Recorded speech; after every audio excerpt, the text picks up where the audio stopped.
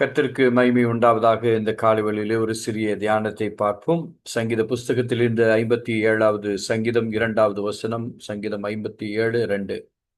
எனக்காக யாவையும் செய்து முடிக்கப் போகிற தேவனாகிய உன்னதமான தேவனை நோக்கி கூப்பிடுவேன். சங்கீதக்காரனுடைய ஒவ்வொரு அனுபவங்களையும் நாம் பார்க்கும் பொழுது சங்கீத புஸ்தகத்திலே அநேக காரியங்களை தாவீது எழுதி வைத்திருக்கிறதை பார்க்கிறோம். அது நம்முடைய வாழ்க்கையிலே அது நம் நடப்பதற்கு, நாம் தேவனோடு நடப்பதற்கும், தேவனுடைய சித்தத்தின்படி நடப்பதற்கும், அவருடைய பாதையிலே நடப்பதற்கும் அது நமக்கு ஏற்றதாய் இருக்கிறது என்று வேதம் வெளிப்படுத்துகிறதை நாம் பார்க்கிறோம். தாவீது வாழ்க்கையிலே அநேக மேடு பள்ளங்கள் நிறைந்த ஒரு வாழ்க்கை தான் காணப்பட்டது. ஒரு மேய்ப்பனாக இருந்தவனை கர்த்தர் ஒரு ராஜாவாக அபிஷேகம் பண்ணுவித்தார்.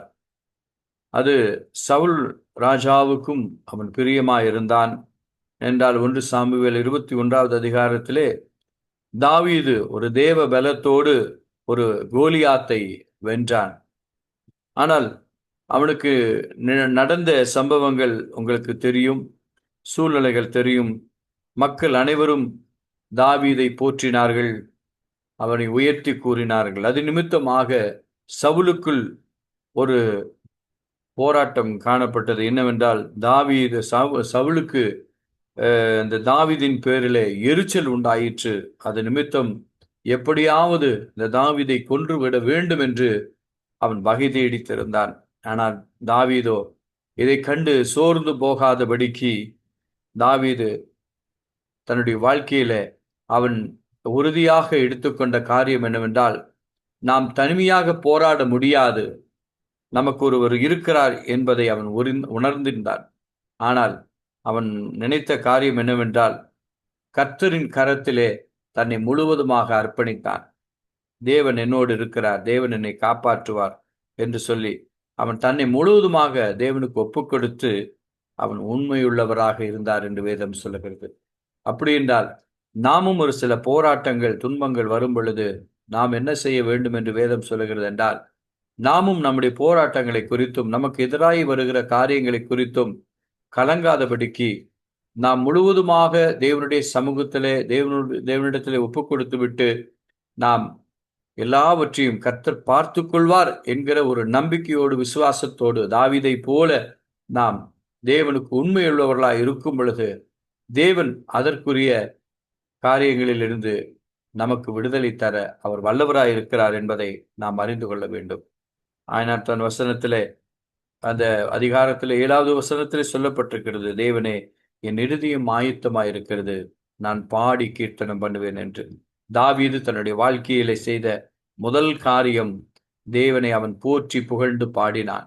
பாடிக்கொண்டே இருந்தான், ஸ்தோத்திரம் பண்ணிக்கொண்டே இருந்தான், தேவனை நோக்கி கூப்பிட்டு கொண்டே இருந்தான். நாமும் நம்முடைய வாழ்க்கையில எந்த அளவுக்கு நாம் தேவனோடு நெருங்கி தேவனுடைய வார்த்தையை விசுவாசித்து அவர் மேல் நம்பிக்கை வைத்து அவரை நோக்கி நாம் கூப்பிடுகிற வேளையில அவர் நமக்கு பதில் தருகிறவராயிருக்கிறார். தாவீது வாழ்க்கையில இதுதான் நடந்தது. பிரியமானவர்களே, சவுல் எப்படியாவது தாவீதை கொன்று விட வேண்டும் என்று அவன் எந்த சூழ்நிலையிலும், எல்லா சூழ்நிலையிலும் தேவன் சவுலுடைய கைக்கு தாவீதை விலக்கி பாதுகாத்தார்.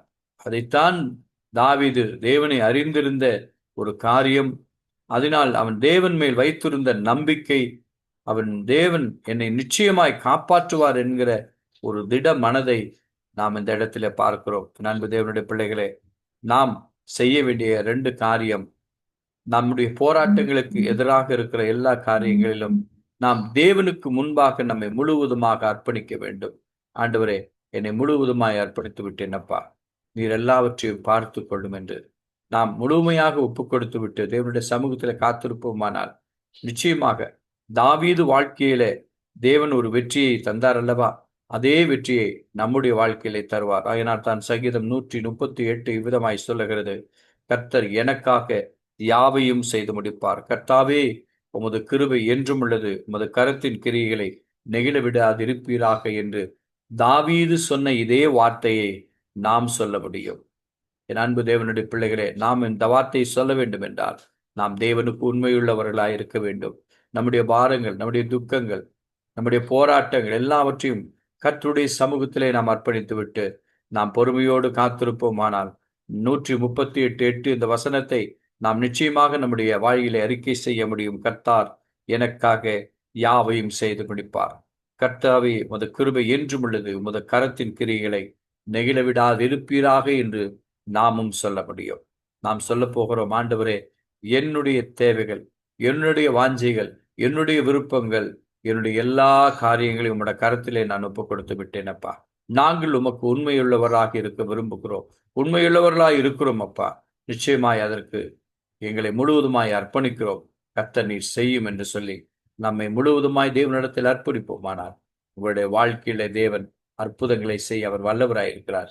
தாவீது வாழ்க்கையிலே தேவன் செய்த ஒரு அற்புதத்தை நாம் பார்க்கும் பொழுது, இப்படிப்பட்ட ஒரு மேடு பள்ளங்கள் நிறைந்த தன்னுடைய வாழ்க்கையிலே ஒரு போராட்டமான சூழ்நிலையிலே இருந்தாலும் தாவீது தளர்ந்து போகாதபடிக்கு, சோர்ந்து போகாதபடிக்கு, கர்த்தருடைய சமூகத்திலே கர்த்தரை மட்டும் நம்பி கர்த்தருக்கு பிரியமானவைகளை செய்து கர்த்தருடைய நாமத்தின் நிமித்தமாக எல்லா வெற்றிகளையும் எல்லா ஆசீர்வாதங்களையும் சுதந்திரிக்க கர்த்தர் தாவீதுக்கு எல்லா அனுகூலங்களையும் தந்த தேவன் நம்மோடு கூட இருக்கிறார். ஏனென்றால் வேதம் சொல்லுகிறபடி அவர் நேற்றும் என்றும் என்றும் மாறாதவராயிருக்கிறார். அவர் ஒருபோதும் நம்மை கைவிடாதவர். உங்களை பாதுகாப்பார். கர்த்தர் உங்களை ஆசீர்வதிப்பார். ஜெபிப்போம்.